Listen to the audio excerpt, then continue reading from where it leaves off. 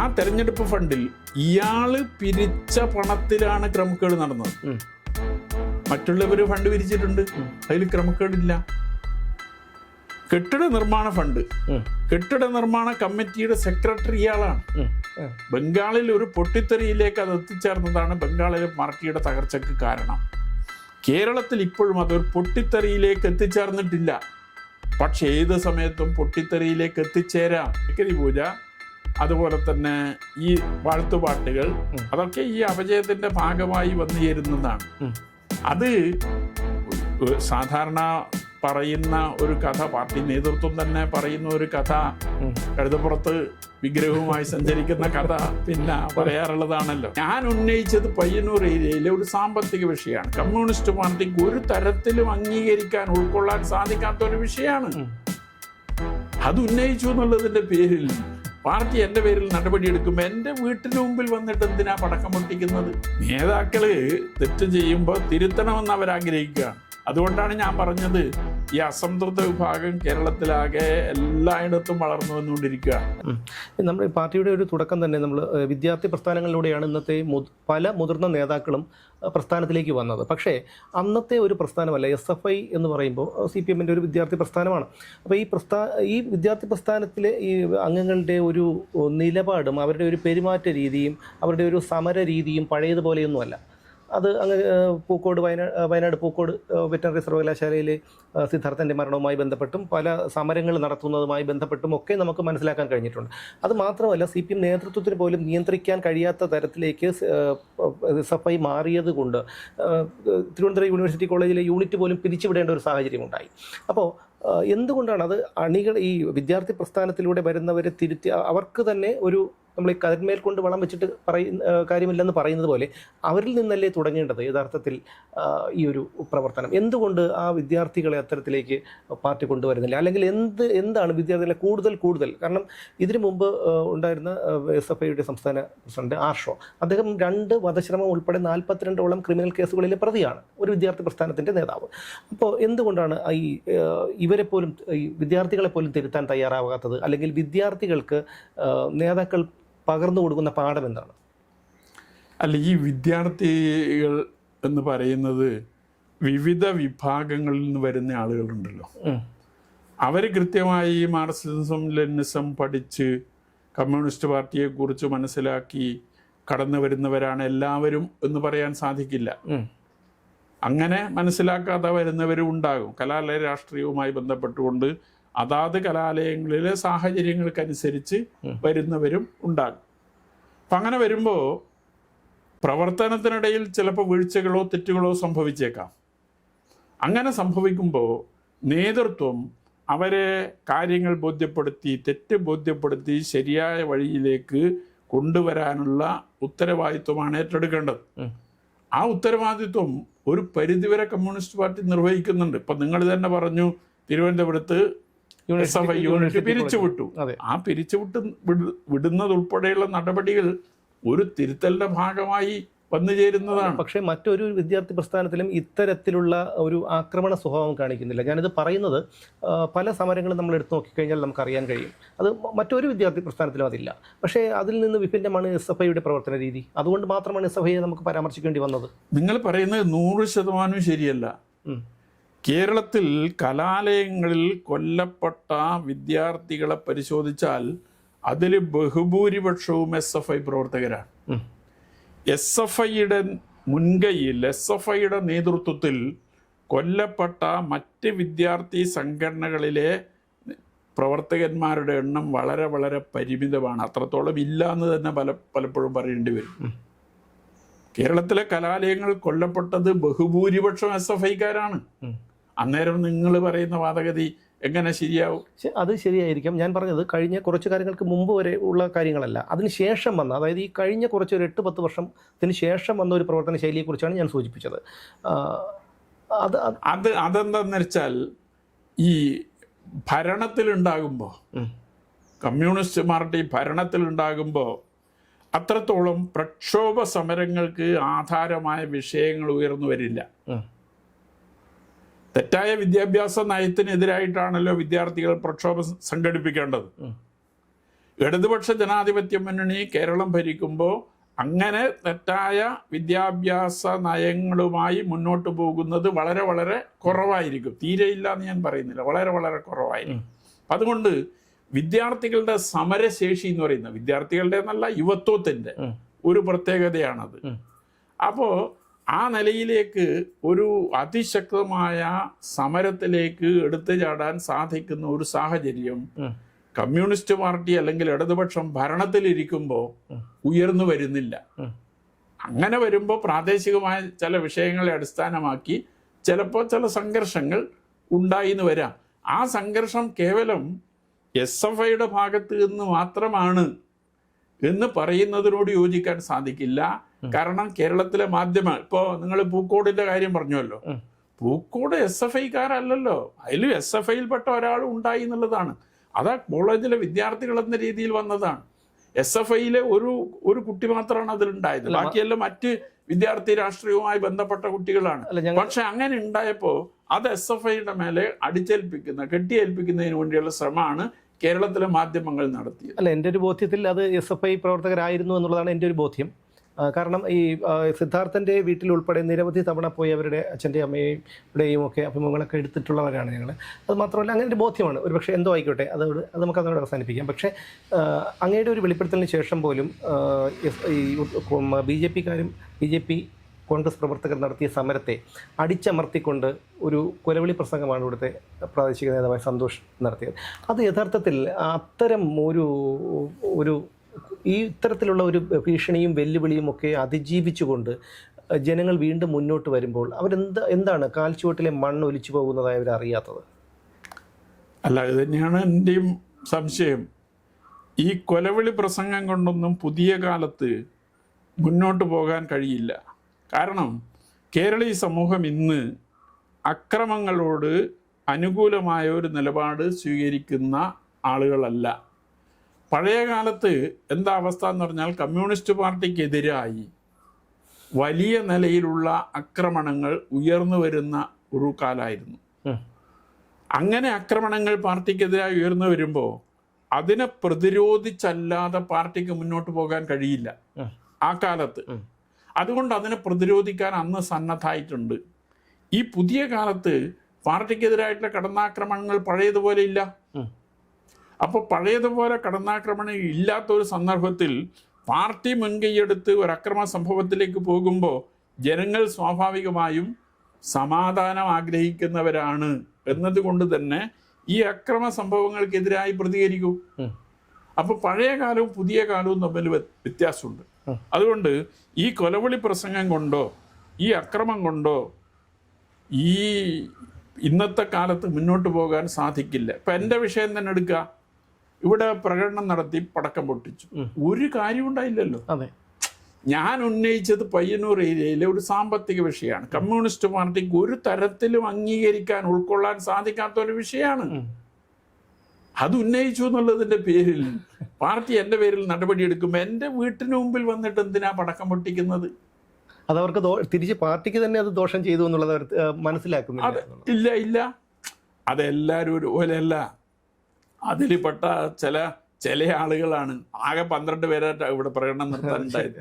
ഈ ഹൈവേക്ക് കിഴക്ക് ഭാഗത്തുള്ള ഒരാളാണ് ആ പ്രകടനത്തിലുണ്ടായത്. ബാക്കിയെല്ലാം അങ്ങ് പടിഞ്ഞാറ് ഭാഗത്തുള്ള ആളുകളാണ്. ഇപ്പോഴും ചെങ്കോടിയെ സ്നേഹിക്കുന്ന അല്ലെങ്കിൽ നെഞ്ചേറ്റുന്ന ആൾക്കാർ ഇപ്പോഴും പ്രസ്ഥാനത്തിനോട് തന്നെയാണ് കൂറുന്നത്, നേതാക്കളോടല്ല. അല്ല, നേതാക്കള് തെറ്റ് ചെയ്യുമ്പോൾ തിരുത്തണമെന്ന് അവരാഗ്രഹിക്കുകയാണ്. അതുകൊണ്ടാണ് ഞാൻ പറഞ്ഞത് ഈ അസംതൃപ്ത വിഭാഗം കേരളത്തിലാകെ എല്ലായിടത്തും വളർന്നു വന്നുകൊണ്ടിരിക്കുകയാണ്. അല്ല, അത് ഇത്തരത്തിലുള്ള, അതായത് ഈ ഒരു സംഭവം നമ്മൾ പ്രതിപാദിച്ചു പോകുമ്പോൾ ഒഞ്ചിയത്ത് നടന്ന TP ചന്ദ്രശേഖരൻ്റെ സംഭവം നമ്മൾ കാണണം. അതിൻ്റെ പിറ്റേന്ന് പിണറായി വിജയൻ നടത്തിയ പ്രസംഗത്തിൽ കുലം കുത്തി എന്നും കുലം കുത്തി തന്നെ എന്നുള്ളൊരു വാക്കാണ് ഉപയോഗിച്ചത്. ആ വാക്കിന് ഇന്ന് ആ വാക്ക് പലർക്കും പ്രോത്സാഹനമായിട്ടില്ലേ? അത് മാത്രമല്ല, ഇപ്പോൾ കമ്മ്യൂണിസ്റ്റ് പാർട്ടി കേരളത്തിൽ നേരിടുന്ന പ്രതിസന്ധിയുടെ പ്രധാന കാരണക്കാരൻ പിണറായി വിജയൻ എന്ന് ഞാൻ പറഞ്ഞാൽ അങ്ങേക്ക് നിഷേധിക്കാൻ കഴിയുമോ? ഇതിൽ ഏത് വ്യക്തി എന്നുള്ളതല്ല. ഇപ്പോൾ ഞാൻ ഈ നിലപാട് സ്വീകരിച്ചപ്പോൾ എന്നെയും ഇതുപോലുള്ള പദങ്ങൾ ഉപയോഗിച്ച് ആക്ഷേപിക്കുന്നതിന് വേണ്ടി തയ്യാറായല്ലോ. നിങ്ങൾ കാണേണ്ട ഒരു കാര്യം, പിണറായി ഈ പദം ഉപയോഗിച്ചുവെങ്കിലും സഖാവ് VS ചന്ദ്രശേഖരൻ്റെ വീട് സന്ദർശിച്ചു. അത് ഒരു തെരഞ്ഞെടുപ്പ് നടക്കുന്ന ഘട്ടത്തിലാണ് അതെ സഖാവ് VS ചന്ദ്രശേഖരൻ്റെ വീട് സന്ദർശിക്കുന്നത്. അത് നൽകുന്ന ഒരു സന്ദേശമുണ്ട്. പക്ഷെ അതുകൊണ്ട് ഇത് രണ്ടും VS പോലുള്ള നേതാക്കളില്ല.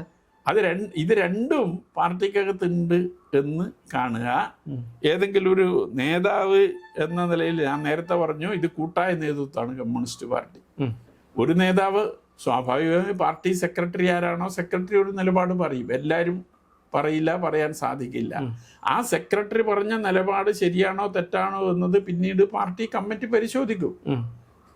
പെശകുണ്ട് എങ്കിൽ തിരുത്താൻ പാർട്ടി തയ്യാറാകും. പക്ഷെ അത് പരസ്യമായി പറയില്ല എന്നത് മാത്രമേ. അതായത് എതിർക്കുന്നവർക്കൊരു സൂചന. അതിൻ്റെ ഒരു ഉദാഹരണം പറയുകയാണെങ്കിൽ, സഖാവ് കോടിയേരി ബാലകൃഷ്ണൻ മരിച്ചതിന് ശേഷം അദ്ദേഹത്തിൻ്റെ അന്ത്യാഭിലാഷം ഭൗതിക ശരീരം തലസ്ഥാനത്ത് പൊതുദർശനത്തിന് വയ്ക്കണമെന്നുള്ളതായിരുന്നു.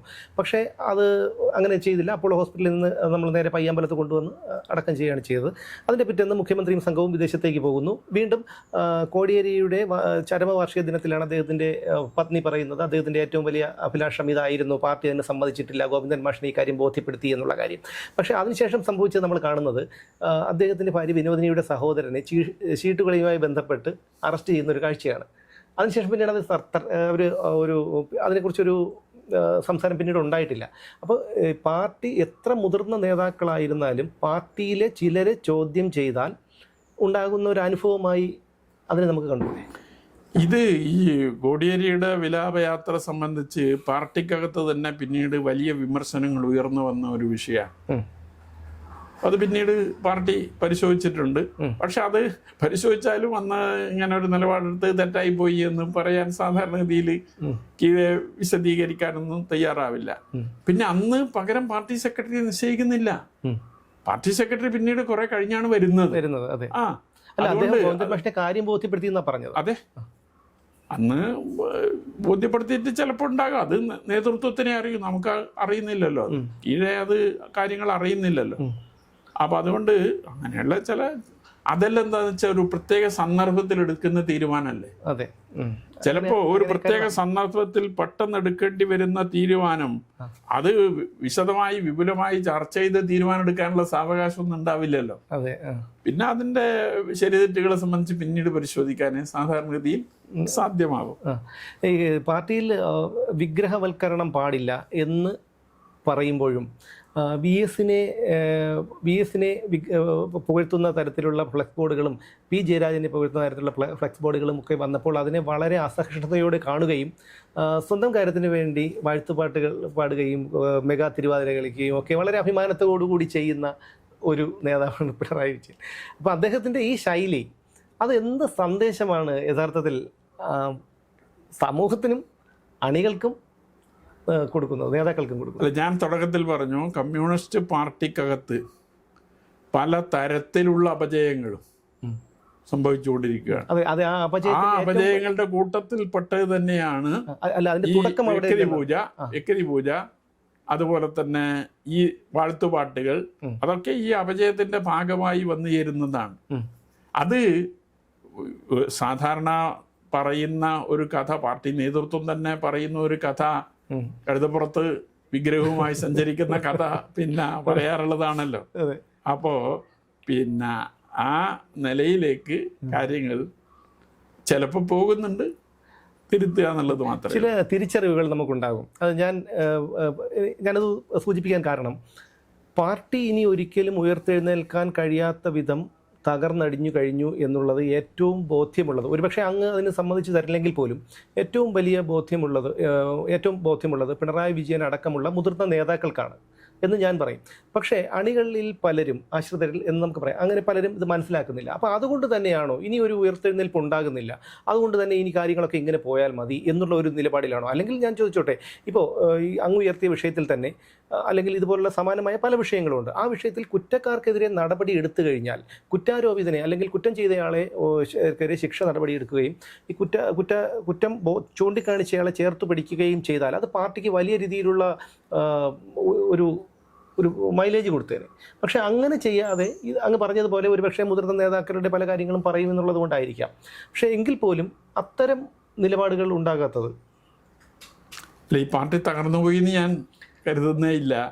തകരാൻ പാടില്ല എന്ന നിലയിലാണ് ജനങ്ങൾ നേതൃത്വത്തെ തിരുത്തണം അല്ല. അതെന്താന്ന് വെച്ചാൽ എന്ന നിലയിലേക്ക് രാഷ്ട്രീയത്തോടെയുള്ള സംസാരം, അതായത് കണക്ക് പറയാൻ മനസ്സില്ല, മാറി നിൽക്കുക, അങ്ങോട്ട് കടക്ക് പുറത്ത്, ഇങ്ങനെയുള്ള പദങ്ങളൊക്കെ ഒരു അതെല്ലാം ജനങ്ങൾ വിലയിരുത്തുന്നുണ്ട്. അതൊക്കെ ജനങ്ങൾ വിലയിരുത്തുന്നുണ്ട്. ഇപ്പൊ കമ്മ്യൂണിസ്റ്റ് പാർട്ടി എടുക്കുന്ന നിലപാടുകൾ, നേതാക്കന്മാർ സ്വീകരിക്കുന്ന സമീപനങ്ങൾ, നേതാക്കന്മാരുടെ പ്രതികരണങ്ങൾ, ശരീരഭാഷ, ഇതൊക്കെ ജനങ്ങൾ വിലയിരുത്തുന്നുണ്ട്. ആ ജനങ്ങൾക്ക് അത് സംബന്ധിച്ച അഭിപ്രായങ്ങളും ഉണ്ട്. പക്ഷേ അത് പരസ്യമായി പ്രകടിപ്പിക്കാൻ പല കാരണങ്ങളാൽ കഴിയുന്നില്ല എന്നിടത്തേക്കാണ്. അതാണ് ഞാൻ തുടക്കത്തിൽ പറഞ്ഞ ബംഗാളിൽ ഒരു പൊട്ടിത്തെറിയിലേക്ക് അത് എത്തിച്ചേർന്നതാണ് ബംഗാളിലെ പാർട്ടിയുടെ തകർച്ചയ്ക്ക് കാരണം. കേരളത്തിൽ ഇപ്പോഴും അതൊരു പൊട്ടിത്തെറിയിലേക്ക് എത്തിച്ചേർന്നിട്ടില്ല. പക്ഷെ ഏത് സമയത്തും പൊട്ടിത്തെറിയിലേക്ക് എത്തിച്ചേരാം എന്നതാണ് എൻ്റെ വിലയിരുത്തൽ. അതുകൊണ്ട് അതെത്താൻ പാടില്ല. അതിനു മുമ്പ് നേതൃത്വം തിരുത്തണം എന്നതാണ്. പക്ഷേ തിരുത്തപ്പെടേണ്ടവരെല്ലാം തിരുത്തപ്പെടേണ്ടവരിൽ പലരും ആരോപണ വിധേയരാണ്. തിരുത്തേണ്ടവർ പലരും നേതാക്കന്മാർ. അങ്ങനെ വരുമ്പോൾ അത് ഞാൻ തന്നെ എൻ്റെ പുസ്തകത്തിൽ പറഞ്ഞൊരു കാര്യമുണ്ട്. 3 തവണ പാർട്ടി കേന്ദ്ര കമ്മിറ്റി തെറ്റുതിരുത്തൽ രേഖ അംഗീകരിച്ച് താഴെ തലം വരെ വിശദീകരിച്ചു. ആ രേഖയിൽ പറയുന്ന കാര്യം, നമ്മൾ ഈ ബൂർഷ്വാ സമൂഹത്തിലാണ്, ഈ മുതലാളിത്ത സമൂഹത്തിലാണ് ജീവിക്കുന്നത്. ഈ മുതലാളിത്ത സമൂഹം ദിവസം കഴിയുന്തോറും കൂടുതൽ കൂടുതൽ ജീർണിച്ചുകൊണ്ടിരിക്കുകയാണ്. ആ ജീർണത അറിഞ്ഞോ അറിയാതെയോ പാർട്ടിക്കകത്തേക്കും പാർട്ടി സഖാക്കളിലേക്കും കടന്നു വന്നുകൊണ്ടിരിക്കുകയാണ്. അതുകൊണ്ട് അത് നമുക്ക് പരിഹരിച്ചു പോകണം. അതിന് അണികൾ ജാഗ്രത പുലർത്തണം എന്നാണ് അതിൽ അതുകൊണ്ടാണ് പുസ്തകത്തിന്റെ പേര് ഞാൻ അങ്ങനെ കൊടുത്തത്. ഞാൻ ഈ പുസ്തകത്തിൽ ഉന്നയിക്കുന്ന വിമർശനം, ഈ പാർട്ടി നേതാക്കന്മാരെല്ലാം ഈ കാര്യം വിശദീകരിക്കുകയാണ്. ഈ നേതാക്കന്മാർ തന്നെയാണ് തെറ്റ് ചെയ്യുന്നത്. അതെ, ഇതൊരു പൊതുവൽക്കരിച്ച് പറയുന്നതല്ലാതെ ഓരോ വ്യക്തിയെയും തൊട്ട് പരിശോധിക്കുന്ന നിലയിലേക്ക് ഈ ക്യാമ്പയിൻ വന്നാൽ മാത്രമേ ഈ ക്യാമ്പയിൻ കൊണ്ട് ഗുണമുള്ളൂ. ഈ 3 തവണ ഈ രേഖ വിശദീകരിച്ചിട്ടും ഒരു മാറ്റവും ഒരു പ്രയോജനവും ഈ പാർട്ടിക്കകത്ത് ഉണ്ടായിട്ടില്ല. ഈ തെറ്റ് ചെയ്യുന്നവരാണ് കീഴെ വന്നിട്ട് ഇത് വിശദീകരിക്കുന്നത്. അപ്പൊ അത് ഞാൻ എൻ്റെ പുസ്തകത്തിൽ സൂചിപ്പിച്ച ഒരു കാര്യമാണ്. അതുപോലുള്ള ചിലതെല്ലാം. അല്ല, അതുപോലെ തന്നെയാണ് ഈ വിഷയത്തിൽ നമ്മൾ അങ്ങയുടെ ഒരു തുറന്നു പറച്ചിലെ കഥാനായകൻ എന്ന് പറയുമ്പോൾ വി മധുസൂദനാണ്. പക്ഷേ അദ്ദേഹത്തെക്കുറിച്ച് പലർക്കും, അതായത് അദ്ദേഹത്തിൻ്റെ ചില പ്രവൃത്തികളെന്നല്ല പല പ്രവൃത്തികളും നമുക്ക് പരസ്യമായി പറയാൻ കഴിയാത്ത തരത്തിലുള്ളതാണ്. ഞാൻ പലരോടും, നമ്മളിപ്പോൾ ഈ ഒരു വിഷയം ഉണ്ടാകുമ്പോൾ പലരുമായിട്ട് നമ്മൾ അന്വേഷിക്കുമല്ലോ. അപ്പോൾ അതിനെക്കുറിച്ച് എന്തെങ്കിലും? ഇതിലെ പ്രധാന കഥാപുരുഷൻ എന്ന നിലയിൽ ടി.ഐ. മധുസൂദനം വരുന്നത് അത് വ്യക്തിപരമായ ഒരു വിഷയത്തിൻ്റെ ഭാഗമായിട്ടല്ല. ഇപ്പോൾ തെരഞ്ഞെടുപ്പ് ഫണ്ട്, ആ തെരഞ്ഞെടുപ്പ് ഫണ്ടിൽ ഇയാള് പിരിച്ച പണത്തിലാണ് ക്രമക്കേട് നടന്നത്. മറ്റുള്ളവർ ഫണ്ട് പിരിച്ചിട്ടുണ്ട്, അതിൽ ക്രമക്കേടില്ല. കെട്ടിട നിർമ്മാണ ഫണ്ട്, കെട്ടിട നിർമ്മാണ കമ്മിറ്റിയുടെ സെക്രട്ടറി ഇയാളാണ്. ആ ഫണ്ട് കൃത്യമായി കൈകാര്യം ചെയ്യാനും അതിൻ്റെ വരവ് ചെലവ് കണക്ക് യഥാസമയം കൃത്യമായി അവതരിപ്പിക്കാനും ഉള്ള ഉത്തരവാദിത്വം ടി.ഐ. മധുസൂദനാണ്. അതുകൊണ്ടാണ് അയാൾ പ്രതിയാകുന്നത്. ധൻരാജ് രക്സാക്ഷി ഫണ്ട്, ആ സമയത്ത് പയ്യന്നൂർ ഏരിയ സെക്രട്ടറി ടി.ഐ. മധുസൂദനാണ്. ടി.ഐ. മധുസൂദൻ ഏരിയ സെക്രട്ടറി ആയിട്ടുള്ള പാർട്ടി ഏരിയ കമ്മിറ്റിയാണ് ഫണ്ട് പിരിക്കാൻ തീരുമാനിച്ചത്. അത് എങ്ങനെ ചെലവഴിക്കണമെന്ന് തീരുമാനിക്കുന്നത്. അപ്പൊ സ്വാഭാവികമായി ഈ 3 കാര്യത്തിലും അതിന്റെ ഉത്തരവാദിത്വം ചുമതല ടി.ഐ. മധുസൂദൻ ആണ് എന്നതുകൊണ്ടാണ് ടി.ഐ. മധുസൂദന്റെ പേര് പരാമർശിക്കപ്പെടുന്നത്. ടി.ഐ. മധുസൂദൻ മാറി പിന്നീട് കെ.പി. മധു ഏരിയ സെക്രട്ടറി ആയി വന്നു. ധനരാജ് ഫണ്ടുമായി ബന്ധപ്പെട്ടുകൊണ്ട് കെ.പി. മധുവിന്റെ പേരും പരാമർശിക്കപ്പെട്ടിട്ടുണ്ട്. ഈ നേതൃത്വത്തിന് ശ്രദ്ധയിൽപ്പെടുത്തിയ കാര്യങ്ങളിലുണ്ട്. എൻ്റെ പുസ്തകത്തിൽ ആ കാര്യം സൂചിപ്പിച്ചിട്ടുണ്ട്. അയാളും ഫണ്ട് അപഹരിച്ചിട്ടുണ്ട്, രക്സാക്ഷി ഫണ്ട് അപഹരിച്ചിട്ടുണ്ട്. അതുകൊണ്ട് കേവലം ഒരു വ്യക്തി മാത്രമല്ല, ടി.ഐ. മധുസൂദൻ മാത്രമല്ല, പിന്നീട് വന്ന ഏരിയ സെക്രട്ടറിക്കും അതിൽ പങ്കുണ്ടായിട്ടുണ്ട്. ആ കാര്യം ഞാൻ ചൂണ്ടിക്കാണിച്ചിട്ടുണ്ട്. ഇതിനെ ട്വിസ്റ്റ് ചെയ്ത് ടി.ഐ. മധുവിനെതിരായിട്ടുള്ള എന്തോ വ്യക്തിവിരോധമാണ് എന്ന് വരുത്തി തീർക്കുന്ന മാധ്യമങ്ങളാണോ പാർട്ടിയാണോ? മാധ്യമങ്ങളെ അല്ല. ഈ ടി.ഐ. മധുവും അയാളുടെ കൂടെ നിൽക്കുന്ന ആശ്രിതരും ആണ് ഈ വിഷയം തുടക്കത്തിൽ ഉയർത്തിക്കൊണ്ടുവന്നതെങ്കിൽ ഇന്ന് ജില്ലാ സെക്രട്ടറി ഉൾപ്പെടെ നേതൃത്വം അത് ഉയർത്തിക്കൊണ്ടുവരികയാണ്. അതായത് ഒരു വ്യക്തിപരമായ പകപോക്കലാണെന്ന് ഒരു തെറ്റിദ്ധരിപ്പിക്കാനുള്ള ഒരു ശ്രമം. തെറ്റിദ്ധരിപ്പിക്കാനുള്ള ശ്രമം. അങ്ങനെ വ്യക്തിപരമായ പകപോക്കൽ, ഇതിൻ്റെ ചുമതല അയാൾക്കില്ലെങ്കിൽ അയാളെ പേര് പറയില്ലല്ലോ. അതെ, ഈ ചുമതല അയാൾക്ക് ഉണ്ടായിരുന്നു എന്നും ഈ 3 കാര്യത്തിലും ക്രമക്കേട് നടന്നു എന്നും വന്നപ്പോഴല്ലേ അയാളെ പേരിലാണ്ട് വേറെ ആരെങ്കിലും പേര് പറയാൻ പറ്റുമോ? ഒരിക്കലുമില്ല. മറ്റൊന്ന്, ഈ സാമ്പത്തിക വിഷയത്തിൽ ഇല്ലാത്ത കാര്യം ഉയർത്തി ആരെങ്കിലും വിമർശിക്കാൻ പറ്റുമോ? രാഷ്ട്രീയത്തിലാണെങ്കിൽ ഇതിൽ പറ്റില്ല. കാരണം ഫണ്ട് കൈകാര്യം ചെയ്തവരല്ലേ നമുക്ക് പറയാൻ. അത്രേ വേണ്ടു. അതെ, ഫണ്ട് കൈകാര്യം ചെയ്യുമ്പോൾ കൃത്രിമം നടന്നില്ലെങ്കിൽ അയാൾക്കെതിരെ ആക്ഷേപം ഉന്നയിക്കാൻ പറ്റുമോ? ആരോപണം ഉന്നയിക്കാൻ പറ്റുമോ? അതുകൊണ്ട് കൃത്രിമം നടന്നത് കൊണ്ടല്ലേ അത് ഉന്നയിക്കുന്നത്. ഞാൻ ഈ കാര്യങ്ങൾ പരസ്യപ്പെടുത്തിയത് അതിന് മറുപടി പറയുന്നില്ലല്ലോ. ഞാൻ ഉന്നയിച്ച കാര്യങ്ങൾക്കൊന്നും മറുപടി പറയുന്നില്ലല്ലോ. ഈ അന്നത്തെ പുസ്തക പ്രകാശന ചടങ്ങ് അത് വലിയൊരു ജനസാഗരമായിരുന്നു. നമ്മൾ ഞങ്ങളൊക്കെ ടി വിയുടെ മുമ്പിൽ അങ്ങനെ ഇരിക്കുകയായിരുന്നു, കാരണം ഇതൊന്ന് കാണാൻ വേണ്ടിയിട്ട്. അപ്പോൾ അത് വലിയ രീതിയിലുള്ള ഒരു പ്രതികരണമാണ്, ജനക്കൂട്ടമാണ് അവിടെ ഉണ്ടായത്. നേതൃത്വം പല കാര്യങ്ങളും പറയുന്നുണ്ട്. പക്ഷേ അതിനുശേഷം അങ്ങയുടെ അന്ന് ആ ഒരു വേദിയിൽ നിൽക്കുമ്പോൾ അതിനുശേഷം വന്ന പിന്തുണ അങ്ങ് എങ്ങനെ നോക്കിക്കാണുന്നു? അല്ല, എനിക്ക് തുടക്കത്തിൽ തന്നെ ധാരണയുണ്ട്. ഞാൻ ഉന്നയിക്കുന്ന വിഷയത്തിൻ്റെ കൂടെയാണ് പയ്യന്നൂരിലെ ബഹുഭൂരിപക്ഷം പാർട്ടി മെമ്പർമാരും സഖാക്കളും. എൻ്റെ കൂടെയല്ല, ഞാൻ ഉന്നയിക്കുന്ന വിഷയത്തിന്റെ കൂടെ. ഞാൻ ആരെയും വ്യക്തിപരമായി എൻ്റെ കൂടെ കൂട്ടാനുള്ള ഒരു ശ്രമവും നടത്തിയിട്ടില്ല. ഈ പാർട്ടിയെ തകർക്കാൻ സാധിക്കത്തക്ക രീതിയിൽ ഏതെങ്കിലും മെമ്പറോട് ഞാൻ കാര്യങ്ങൾ സൂചിപ്പിച്ചിട്ടുമില്ല. പക്ഷെ ഞാൻ ഉന്നയിക്കുന്ന വിഷയം സത്യമാണ് എന്ന് വിശ്വസിക്കുന്നവരാണ് പയ്യന്നൂര് ബഹുഭൂരിപക്ഷം ജനങ്ങളും എന്ന ബോധ്യം അന്നുകൊണ്ട് ഇന്നും എനിക്ക് ആ കാര്യത്തിൽ ബോധ്യമുണ്ട്. 50 വർഷത്തിലേറെയായി കമ്മ്യൂണിസ്റ്റ് സഹയാത്രികനാണ് അങ്ങ്. അപ്പോൾ കമ്മ്യൂണിസ്റ്റ് പാർട്ടിയുടെ ഒരു നിലപാടും അവരുടെ ഒരു തീരുമാനങ്ങൾ ഒക്കെ അങ്ങേക്കറിയാം. അങ്ങനെ വരുമ്പോൾ ഈ ഒരു സമയം അങ്ങ് കടന്നു പോകുമ്പോൾ അത് അങ്ങേക്ക് ഭയം തോന്നുന്നില്ലേ? അല്ല, ഭയന്നിട്ടത് കാര്യം, എനിക്ക് 74 വയസ്സായി. കേരളത്തിലെ ആയുർദൈർഘ്യം അനുസരിച്ച് ഒരാളുടെ ആയുർദൈർഘ്യമായി. ഇനിയുള്ളത് ബോണസാണ്. അതുകൊണ്ട് ഭയക്കേണ്ട ഒരു കാര്യമില്ല.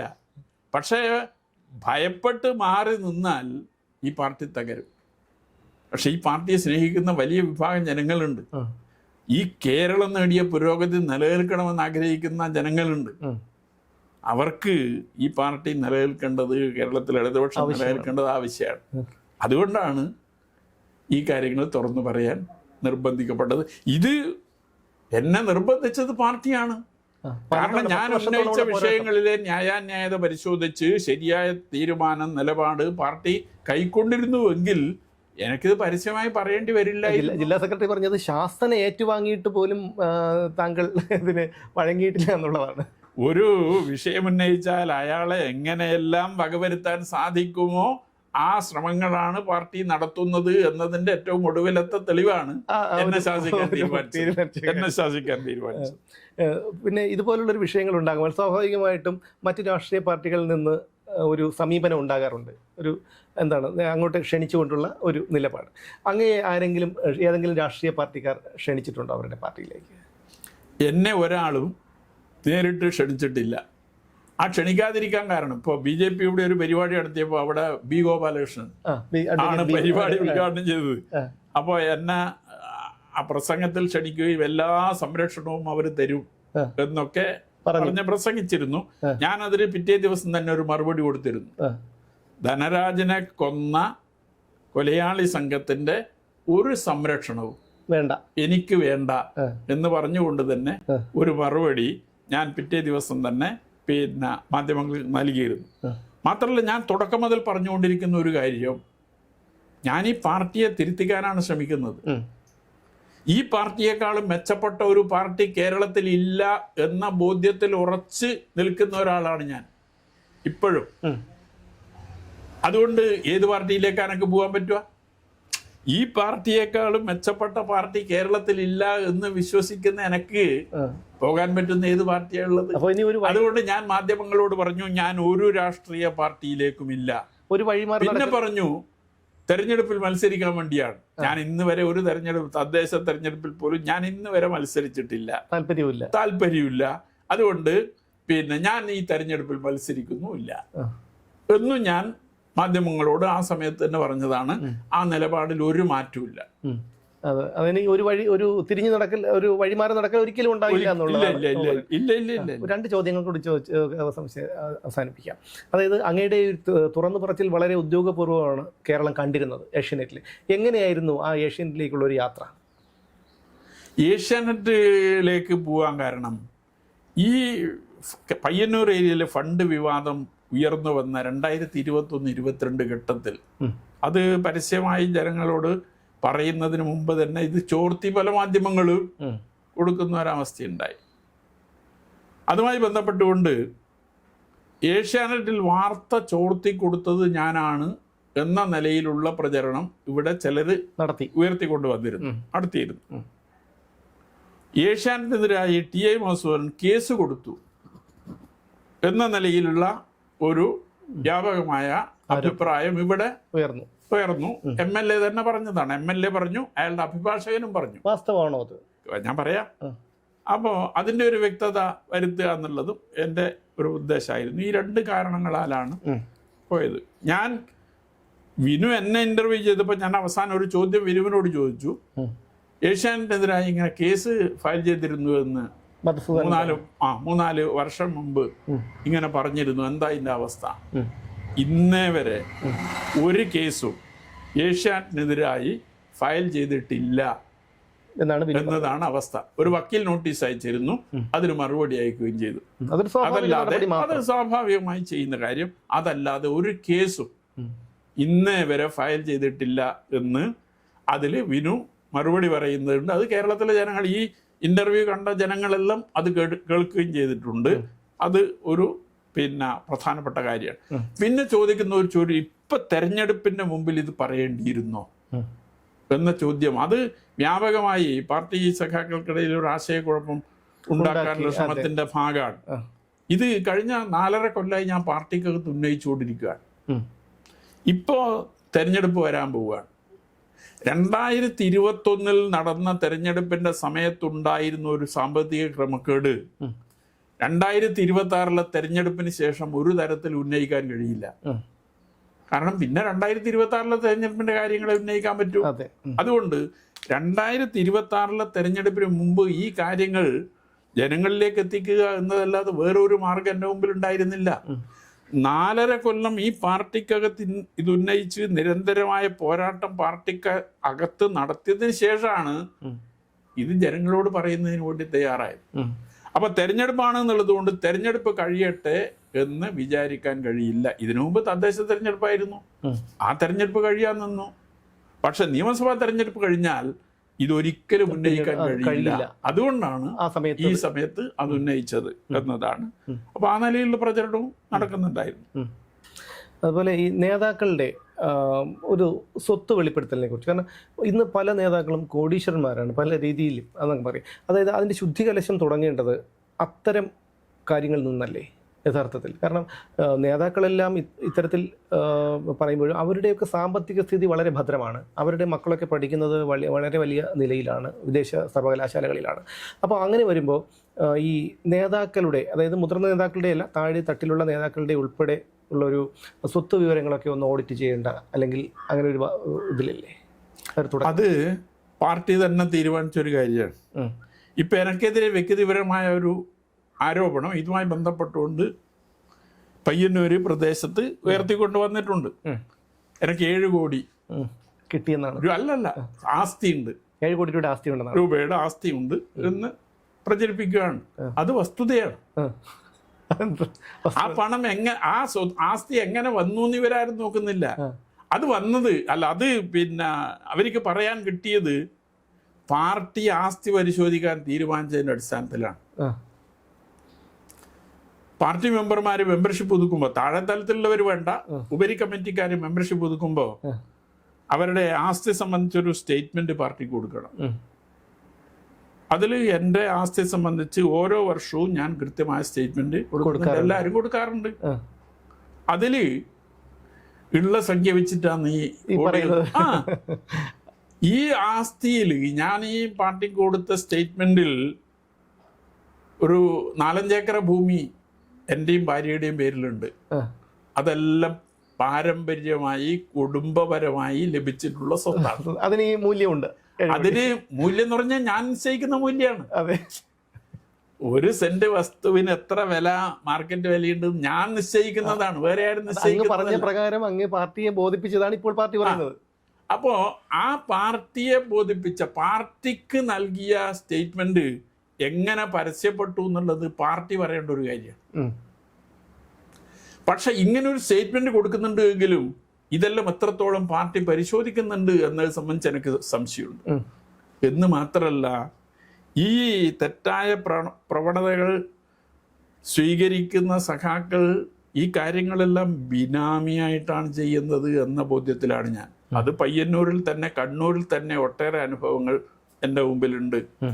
ഈ ബിനാമിയായി സമ്പാദിക്കുന്ന സ്വത്ത് സാധാരണഗതിയിൽ ഈ ആസ്തി സ്റ്റേറ്റ്മെന്റിൽ വരില്ലല്ലോ. അതെ, അവരുടെയും ഭാര്യയുടെയും കുടുംബത്തിന്റെയും പേരിൽ വരൂ. അതുകൊണ്ട് അതിനെ മറികടക്കാൻ ആരും സ്വന്തമായി ഈ ആസ്തിയൊന്നും സമ്പാദിക്കില്ല. ബിനാമികളുടെ പേരിലാണ് ഇതൊക്കെ സമ്പാദിക്കുന്നത്. അതുകൊണ്ട് ഒരാൾക്കും കണ്ടുപിടിക്കാൻ കഴിയില്ല.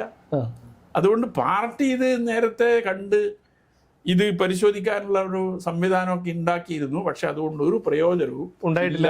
നിഷ്കളങ്കരായ എന്നെ പോലുള്ളവരെ ഇങ്ങനെ വ്യക്തിപരമായി തേജോവധം ചെയ്യാൻ ഇത് ഉപയോഗിക്കുന്നു എന്നുള്ളതല്ലാതെ വേറെ ഒന്നുമില്ല. ഏറ്റവും ശക്തമായിട്ടുള്ള, അതായത് 25 ലക്ഷത്തോളം CITU മെമ്പർമാർ, ഏറ്റവും വലിയ വിദ്യാർത്ഥി സംഘടന, അതുപോലെ കോടിക്കണക്കിന് രൂപയുടെ ആസ്തി, ചാനല്, പത്രം, മാഗസിൻ, ഇതെല്ലാം ഉള്ള ഒരു പാർട്ടിയാണ് കമ്മ്യൂണിസ്റ്റ് പാർട്ടി. ഇതെല്ലാം ഉണ്ടെങ്കിലും എന്തോ ഒന്ന് പാർട്ടിയിലില്ല. അതെന്താണെന്നറിയാമോ? എന്തോ ഒന്ന് പാർട്ടിക്ക് ഒരു കുറവ്. അതാണല്ലോ പാർട്ടി ഇങ്ങനെ ആവുന്നത്. കാരണം എല്ലാം ഉണ്ട്. കാരണം സംഘടന എടുത്ത് നോക്കി കഴിഞ്ഞാൽ അധ്യാപക സംഘടനയാകട്ടെ, പോലീസുകാരുടെ സംഘടനയാകട്ടെ, ഏത് സംഘടനയിലും ഇടതുപക്ഷ സംഘടനയ്ക്കാണ് മുൻതൂക്കമുള്ളത്. ഇതെല്ലാം ഉണ്ടെങ്കിലും പാർട്ടിയിൽ എന്തോ ഇല്ല. അതെന്താണ്? ഞാൻ നേരത്തെ പറഞ്ഞതാണ്, ഈ അസംതൃപ്തി കൂടി വരികയാണ്. പക്ഷെ പരസ്യമായി അതിനെ വെല്ലുവിളിക്കാൻ ഒരാളും സന്നദ്ധമാകില്ല. അധ്യാപക സംഘടനയിൽ മെമ്പർഷിപ്പ് എടുത്തില്ലെങ്കിൽ നിലനിൽപ്പ് അപകടകരമാണ് എന്ന് ചിന്തിക്കുന്ന അധ്യാപകർ, NGO-യിൽ മെമ്പർഷിപ്പ് എടുത്തില്ലെങ്കിൽ അത് അപകടകരമാണ് എന്ന് ചിന്തിക്കുന്ന ആളുകൾ, അതുകൊണ്ട് മെമ്പർഷിപ്പൊക്കെ ഉണ്ടാകും. ആ മെമ്പർഷിപ്പ് ഒന്നും വോട്ടായി മാറുന്നില്ല. അവരുടെ അഭിപ്രായം പ്രകടിപ്പിക്കാൻ സാധിക്കുന്ന ഏക വഴി തെരഞ്ഞെടുപ്പാണ്. അതിന് മറുപടി തരുന്നു. ആ തെരഞ്ഞെടുപ്പിൽ അവരുടെ നിലപാട് വ്യക്തമാക്കുന്നു എന്നുള്ളത് നമ്മുടെ മുമ്പിലുള്ള അനുഭവമാണ്. അപ്പോൾ ഈ അസംതൃപ്തി ജനങ്ങൾക്കിടയിലുണ്ട് എങ്കിലും അത് പ്രകടിപ്പിച്ചുകൊണ്ട് മാറി നിൽക്കാൻ സാധിക്കാത്ത ഒരു നിലയിലേക്ക് ആണ് കേരളത്തിലെ രാഷ്ട്രീയം മുന്നോട്ട് പോകുന്നത്. മെമ്പർഷിപ്പ് എടുക്കാൻ നിർബന്ധിക്കപ്പെടുകയാണ്. മെമ്പർഷിപ്പ് എടുക്കുമ്പോഴും ഞങ്ങൾ തന്നെ ഇവിടെയൊക്കെ പല കുടുംബയോഗങ്ങളിലും വിശദീകരിച്ച ഒരു കാര്യം, പ്രകടനത്തിൽ പങ്കെടുക്കും, കുടുംബയോഗത്തിൽ പങ്കെടുക്കും, പക്ഷെ വോട്ട് നമുക്ക് കിട്ടില്ല. പ്രത്യക്ഷമായി അവര് കാര്യങ്ങളെല്ലാം ചെയ്യുന്നുണ്ട്. അങ്ങനെ ഉണ്ടെങ്കിൽ എല്ലാ തവണയും CPM ജയിച്ചു പോയേനെ, എല്ലാ തവണയും ജയിച്ചു പോയേനെ. അതുകൊണ്ട് അത് ഉണ്ട് എന്നുള്ളതൊരു വസ്തുതയാണ്. അത് ഇതിന്റെ ഒരു സമൂഹത്തെ ഭയപ്പെടുന്നത് കൊണ്ടാണ്. സമൂഹത്തിൽ മുൻതൂക്കം ഈ പാർട്ടിക്ക് ഉള്ളിടത്ത് ജനങ്ങൾ ആ പാർട്ടിക്കെതിരായി പ്രതികരിക്കില്ല. പക്ഷെ അവരുടെ മനസ്സിലുണ്ട്. അത് അവര് തെരഞ്ഞെടുപ്പിൽ അവരതിന്റെ മറുപടി കൊടുക്കും. അപ്പോൾ ഒറ്റ ചോദ്യം കൂടി ചോദിച്ച് അവസാനിപ്പിക്കാം. കാരണം തുടർച്ചയായിട്ടുള്ള ഒരു ഭരണം, അത് ആ ഭരണകർത്താക്കളെ വഴിതെറ്റിക്കുകയല്ലേ? അതിന് ഒരു ഭരണമാറ്റം ആവശ്യമല്ലേ ഏതൊരു നാടിന്? ഭരണമാറ്റം ആവശ്യമാണ് എന്ന് അതിനൊരു മറുമരുന്നല്ല. എന്തുകൊണ്ടെന്നാൽ ഒരു തുടർ ഭരണം നാടിൻ്റെ വികസനത്തിന് അത്യാവശ്യമാണ്. പക്ഷെ ആ തുടർ ഭരണം തെറ്റായ വഴിയിലേക്ക് പോകാതിരിക്കാനുള്ള ജാഗ്രത പാർട്ടിയുടെ ഭാഗത്തു നിന്നാണ് ഉണ്ടാകേണ്ടത്. അത് അത്രത്തോളം ഉണ്ടാകുന്നില്ല എന്നതാണ് ഇപ്പോഴുള്ള അവസ്ഥ. ബംഗാളിലെ തകർച്ചയ്ക്ക് കാരണം അതാണ്. കേരളത്തിലും ആ നിലയിലേക്ക് ഗവൺമെന്റ് തെറ്റിലേക്ക് പോകുമ്പോൾ നിയന്ത്രിക്കാൻ സംഘടനക്ക് സാധിക്കണം. അത് സാധിക്കുന്നില്ല. അല്ല, ഗവൺമെന്റ് തെറ്റിലേക്ക് പോകുമ്പോൾ നിയന്ത്രിക്കുകയും പ്രതികരിക്കുകയും ചെയ്ത് പ്രതിപക്ഷമല്ലേ? പ്രതിപക്ഷം നിഷ്ക്രിയമാണെന്നാണ് പൊതുവെയുള്ള ധാരണയല്ല, അതൊരു യാഥാർത്ഥ്യം തന്നെയാണ് കേരളത്തെ സംബന്ധിച്ച്. അല്ല, പ്രതിപക്ഷത്ത് ഇപ്പൊ നിൽക്കുന്ന ആളുകൾ ഭരണത്തിൽ വന്നപ്പോൾ കേരളത്തിൽ ചെയ്ത കാര്യങ്ങൾ നമ്മളെല്ലാം അനുഭവത്തിലുള്ളതല്ലേ. അപ്പം അതുകൊണ്ട് ഭരണം അവരുടെ കയ്യിൽ ഏൽപ്പിച്ച് നമ്മൾ പ്രതിപക്ഷത്ത് മാറിയുന്നത് കൊണ്ട് ഒരു ഗുണവുമില്ല. അതുകൊണ്ട് തുടർ ഭരണം തെറ്റാണെന്ന് അഭിപ്രായമില്ല. പക്ഷെ തുടർ ഭരണത്തിലേക്ക് പോകുമ്പോഴും ശരിയായ നിലപാട് സ്വീകരിച്ച് അത് സുതാര്യമായി ജനങ്ങളെ ബോധ്യപ്പെടുത്തി പോകാൻ സാധിക്കുന്ന നിലയിലേക്ക് മുന്നോട്ട് പോയാൽ മാത്രമേ നമുക്ക് നിലനിൽക്കാൻ കഴിയൂ എന്ന അഭിപ്രായമാണ് എനിക്കുള്ളത്. ഈ തുടർ ഭരണം രണ്ട് ടേമിലുള്ള പിണറായി വിജയൻ്റെ ഭരണം അങ്ങയുടെ അഭിപ്രായത്തിൽ അങ്ങൊരു പാർട്ടിക്കാരനാണെന്നുള്ളത് മാറ്റിവെച്ച് ഒരു കേരളത്തിലെ ഒരു പൗരൻ എന്നുള്ള നിലയിൽ അങ്ങ് നോക്കിക്കണ്ടാൽ അതെങ്ങനെയായിരിക്കും?